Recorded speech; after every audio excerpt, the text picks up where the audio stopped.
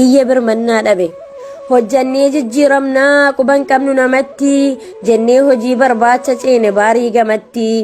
harka namaa kajeeluu hiyyummaatti hafuu jibbaa gammoojjii qaxxaamurree laafnee mogoleef jilba gariin karaatti taanee galaa qurxummiif naachaa gadadoo jiru immoo uuf lubbuu waree galaachaa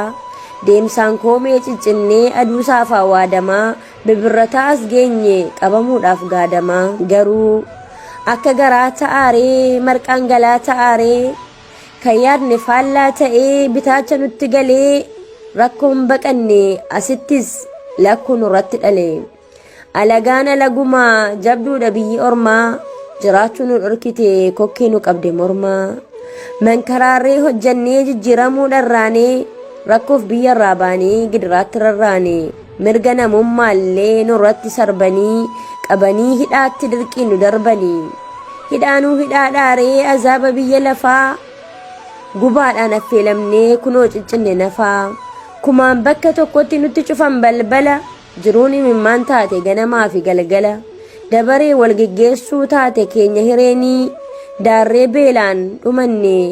dhibee irbaataaf cireenii osoo lammii qabnuu homaa wallaalamnee feestaaliidhaan duunee isaan awwaalamne du'aaf guyyaa eegganna maal jetturee yaafiraa gidiraan biyya lafaa kan kana caalu jira dhufee nu baase jennee abdannee kootummaanii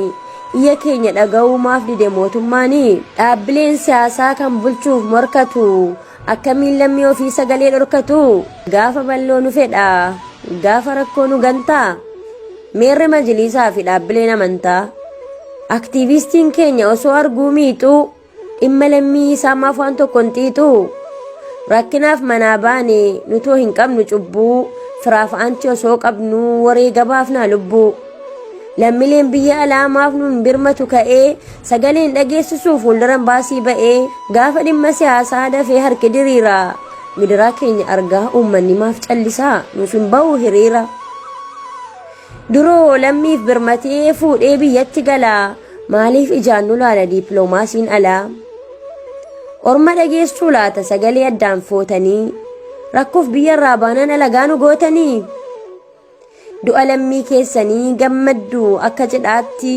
abdii sinirraa kunnee dhumnuu mana hidhaatti lafti namaan bareedaa lammii ofiitoo biyya gamaa gamanaan yaa'ee nun dhageessisuu iyya adaraa yaa ummataa nuti ilmaan keessanii hidhaa biyya ormaatti nun laalinaa teessanii akka isiniif birmanne gaafa hongee fi beelaa